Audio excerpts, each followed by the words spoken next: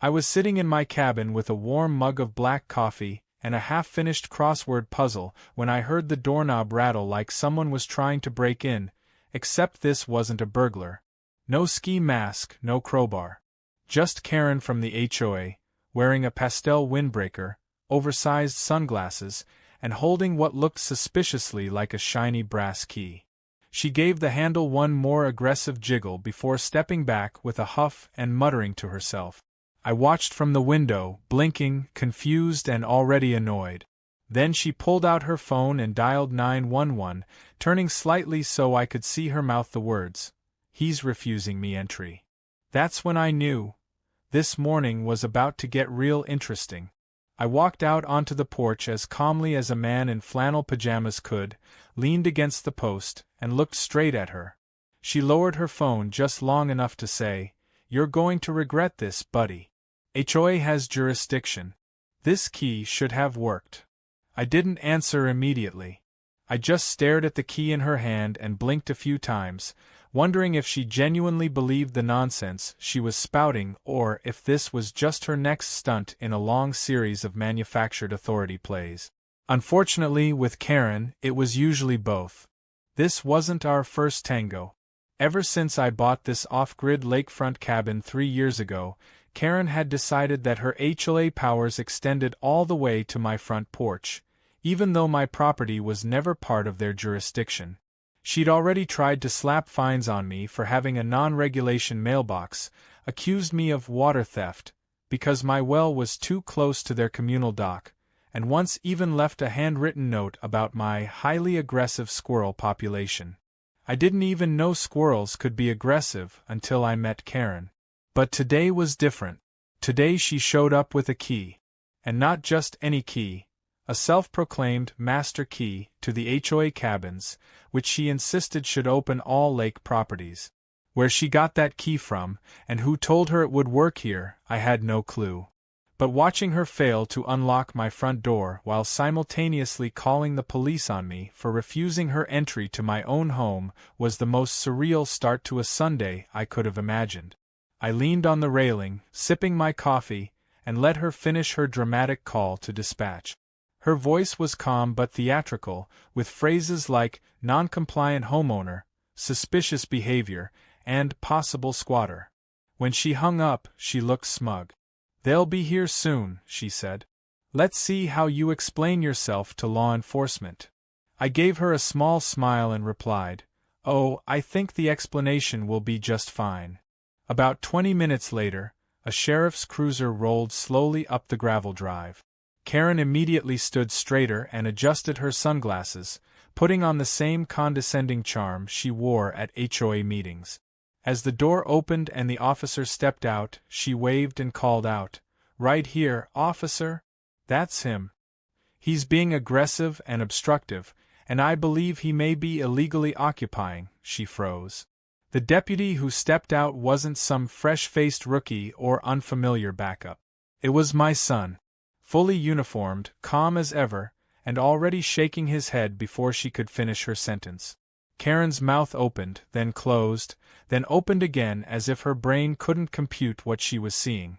She stammered, wait, no. You can't be the responding officer. That's nepotism." My son approached her with professional composure, his voice even and measured. "Ma'am, you called 911. What's the emergency?" Karen blinked rapidly, clearly flustered. I have every right to inspect this cabin.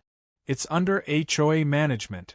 He wouldn't let me in, and this key didn't work, which is very suspicious."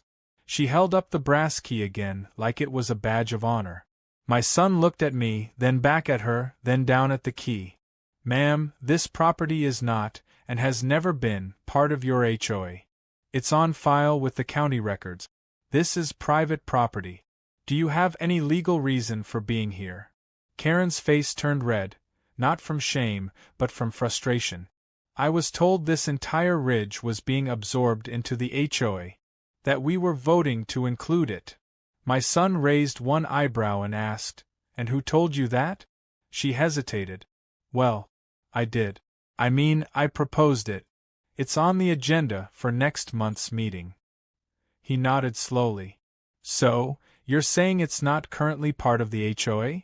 She opened her mouth, paused, and glared. Not officially, but it's about to be. And if it's about to be, then it's our duty to prepare for oversight, and that means verifying living conditions, occupancy compliance, and…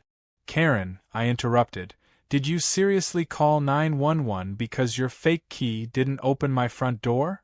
She spun toward me and pointed. This man is undermining neighborhood unity. We are a community, and if people like him think they can just do whatever they want… My son cleared his throat loudly. Ma'am, he said again, you're dangerously close to misusing emergency services. If you have a property dispute, the proper path is civil court, not emergency dispatch. And trying to open someone's door with a key you shouldn't have, that could be considered attempted unlawful entry. Karen gasped. Are you threatening me? He didn't even blink. No, ma'am. I'm informing you. There's a difference. She stepped back and tried to regain control of the narrative. Well, then I'd like to file a report. He yelled at me. My son raised his body camera. I've been recording since I got out of the cruiser. No yelling has occurred. You, however, raised your voice and waved what appears to be a lock-picking tool. Sorry, a master key, while claiming authority you don't have. I watched the steam pour from Karen's ears like a cartoon character. She spun in place for a second, like her brain was buffering. Then she huffed, stomped her foot, and muttered, I'm going to have your badge reviewed. My son smiled just a little. Feel free.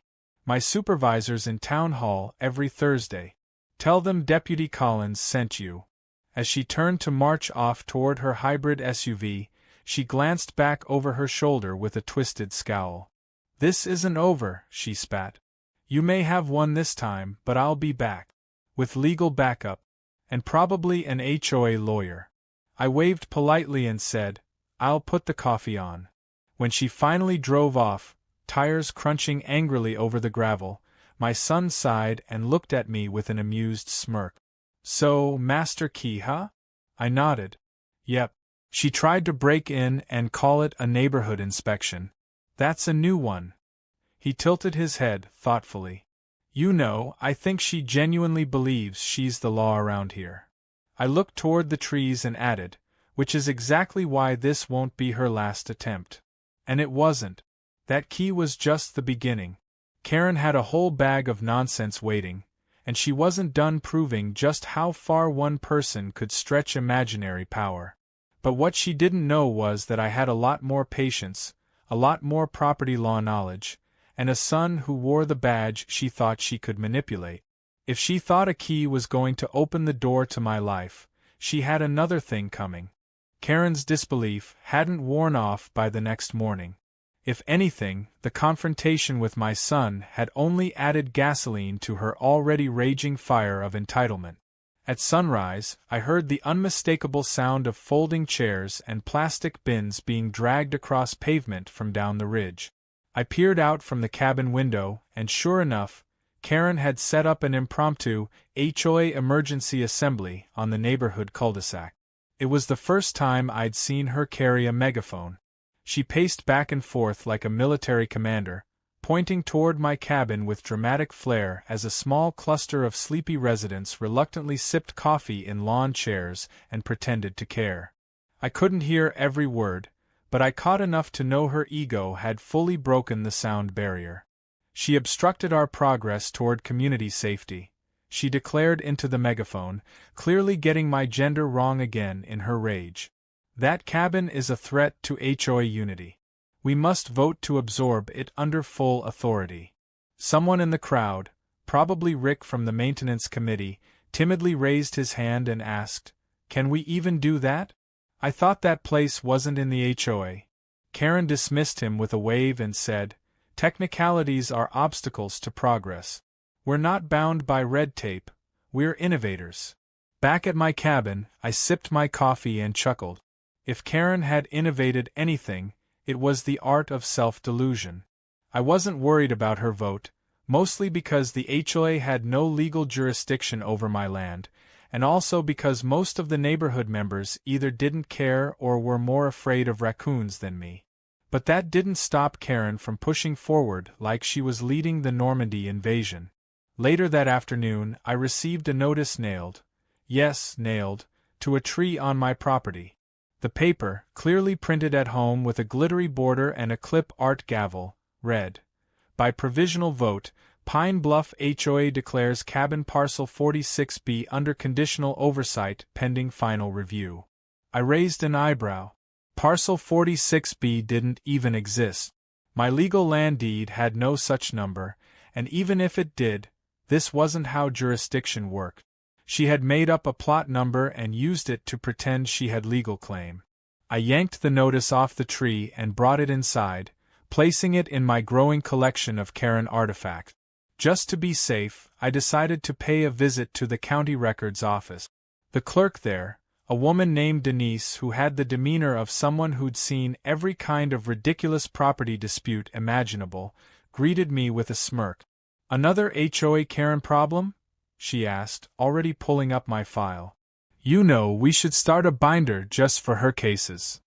I slid her the latest faux declaration. Denise read it once, snorted, and shook her head. "She made up a parcel number? That's a new one." "Yeah, your land is still legally separate. HOA boundary ends about 50 feet before your mailbox. You're good." I thanked her and asked if she could draft an official document verifying that for my record. She nodded. "Oh, honey, I'll laminate it for you. With a gold star." The next day, a new saga began. I woke to find my driveway littered with neon orange flags, each marked with the words, "Pending gate installation, HOA jurisdiction."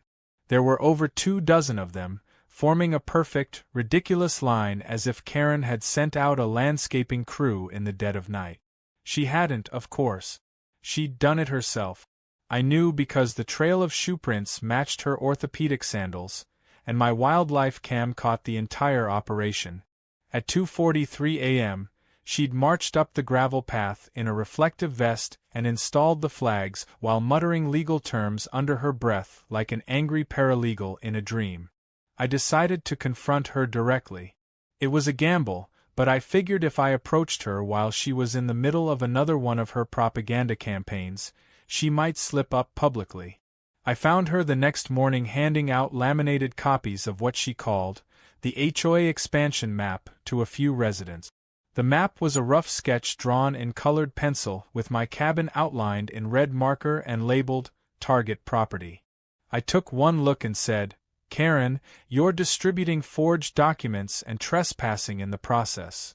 She turned toward me with a smug grin. "It's not trespassing if the property is under review. And this is a living document, it evolves with community input."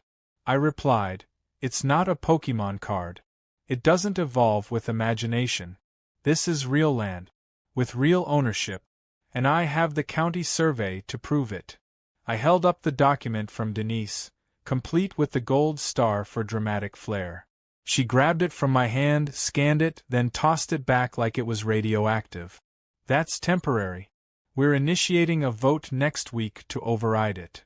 "You can't override government land deeds with a vote, Karen." "We'll see," she snapped. "The people have power. That's not how power works. Or people. Or votes." That afternoon, I received my first round of bogus HOA fines. One was for excessive solitude, claiming my cabin created a psychological disruption in the community due to its secluded nature. Another cited a decorative imbalance, because my deck furniture wasn't HOA-approved beige. My personal favorite was a $75 penalty for unmanaged squirrel activity. She had doubled down on the squirrels. I placed the fines in a binder titled Karen's Greatest Hits and started scanning them into a folder I had begun calling the Lawsuit Launchpad. My son stopped by that evening, out of uniform but still exuding deputy energy. I showed him the map, the notices, the fines, and the driveway flags.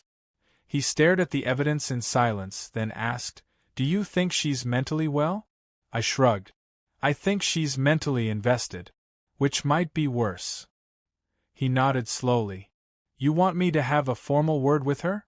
I thought about it and said,